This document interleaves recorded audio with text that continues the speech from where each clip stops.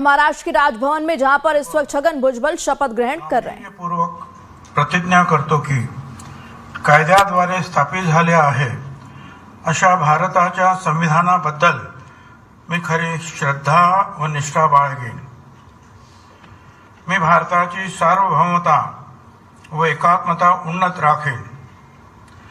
मी महाराष्ट्र राज्याचा मंत्री म्हणून माझी कामे निष्ठापूर्वक व सतसत विवेक बुद्धीने पार पाडेन आणि संविधान व कायदा यानुसार सर्व तऱ्हेच्या लोकांना मी निर्भयपणे व निपक्षपातीपणे तसेच कोणाच्याही विषयी ममत्व भाव किंवा आकस न बाळगता न्याय्य वागणूक देईन। मी छगन चंद्रभागा चंद्रकांत भुजबळ गांभीर्यपूर्वक प्रतिज्ञा करतो की महाराष्ट्र राज्याचा मंत्री म्हणून माझ्या विचारार्थ आणली जाईल किंवा मला ज्ञात होईल अशी कोणतीही बाब असा मंत्री म्हणून माझी कामे यथायोग्य पार पाडण्यासाठी आवश्यक असेल ते खेरीज करून एरवी मी कोणत्याही व्यक्तीला किंवा व्यक्तींना प्रत्यक्षपणे वा अप्रत्यक्षपणे कळवणार नाही किंवा त्यांच्याकडे उघड करणार नाही।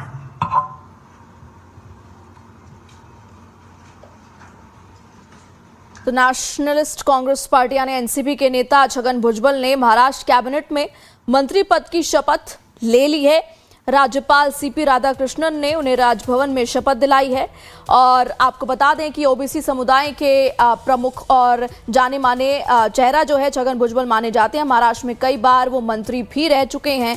अपनी एक उनकी बड़ी पहचान है। शिवसेना के साथ उन्होंने करियर की शुरुआत की थी और 1985 में मुंबई के मजगांव से वो विधायक रहे, जिसके बाद 1991 में बाल ठाकरे से उनका मतभेद हुआ, जिसके बाद उन्होंने कांग्रेस का हाथ थामा। 1999 में शरद पवार के साथ वो आए और फिर एनसीपी में शामिल हुए। 2023 में अजित पवार के साथ वो आए और अब 2025 में उन्हें फडणवीस कैबिनेट में उनकी एंट्री हो चुकी है। उन्हें मंत्री पद की गोपनीयता की शपथ जो है वो दिलाई गई है। नासिक के येवला सीट से वो विधायक रहे हैं।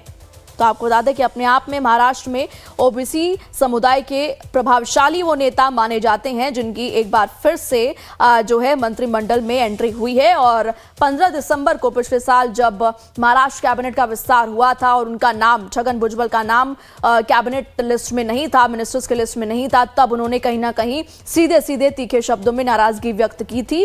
उम्मीद अब ये है कि आज जो ये शपथ ग्रहण उनका हुआ है और मंत्रिमंडल में उनकी एंट्री हुई है, इसके बाद ये जो नाराजगी है कहीं ना कहीं खटास जो है वो खत्म होने की उम्मीद है। और आपको बता दें कि सीएम फडणवीस और दोनों डिप्टी सीएम शपथ ग्रहण के दौरान मौजूद रहे हैं।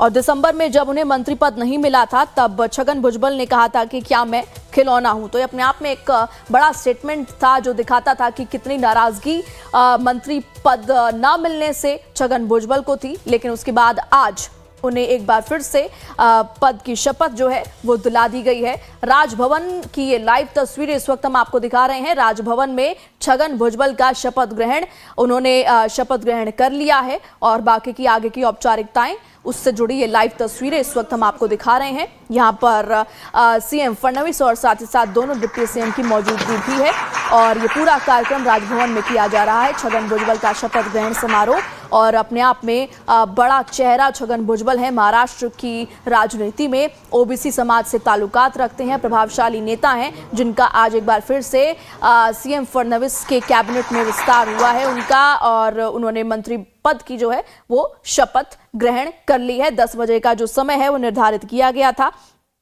जिसके बाद एनसीपी के नेता छगन भुजबल ने महाराष्ट्र कैबिनेट में मंत्री पद की शपथ ले ली है। उसी से जुड़ी राजभवन से ये लाइव तस्वीरें हम आपको दिखा रहे हैं।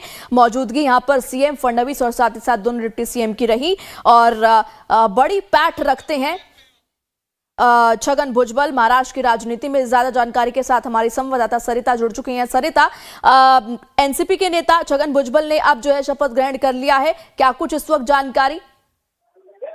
जी देखिए, बिल्कुल जो सीएम थे वो सीएम देवेंद्र फडणवीस और जो उप मुख्यमंत्री थे एकनाथ शिंदे और अजित पवार वहाँ पे खुद मौजूद थे। उनकी मौजूदगी में उन्होंने छगन भुजबल ने जो है शपथ ग्रहण किया। उसके बाद शपथ ग्रहण समारोह हुआ और अब जो है काफिला जो है निकल रहा है। एकनाथ शिंदे अभी यहाँ से जाते हुए नजर आए, साथ ही साथ जो सीएम थे वो भी नजर आए जाते हुए। 11 बजे कैबिनेट मीटिंग है, इसके दौर पे भी लोग जो है मंत्री जो है वो निकल रहे हैं, क्योंकि कैबिनेट में जो भी बात होगी वो कैबिनेट मीटिंग में ही जो होगा वो बोला जाएगा। फिलहाल यहाँ पे जिस तरह का माहौल है अभी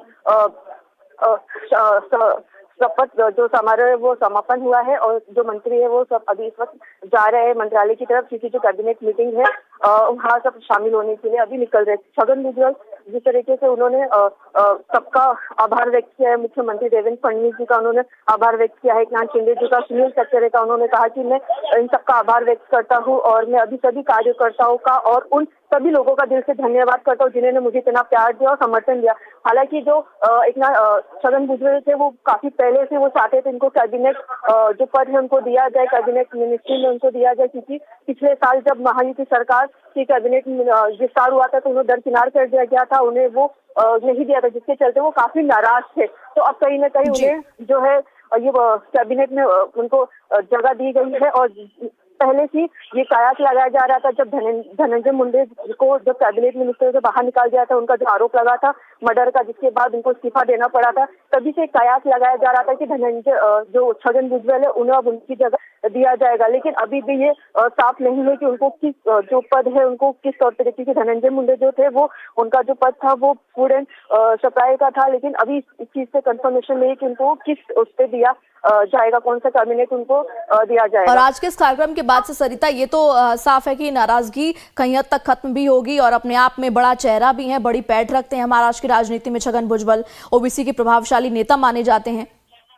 जी बिल्कुल, देखिए जो छगन भुजबल का जो हम महाराष्ट्र में बात करें तो शरद पवार के बाद वो दूसरे नंबर ऐसे नेता है जो पावरफुल माने जाते हैं और ओबीसी के जो वो मुख्य समुदाय है उनका मुख्य चेहरा माना जाता है। ऐसे में जो पार्टी है संयुक्त पार्टी उनको एक ओबीसी का नेता चाहिए था, क्योंकि धनंजय मुंडे वो भी ओबीसी समुदाय से ताल्लुक रखते थे।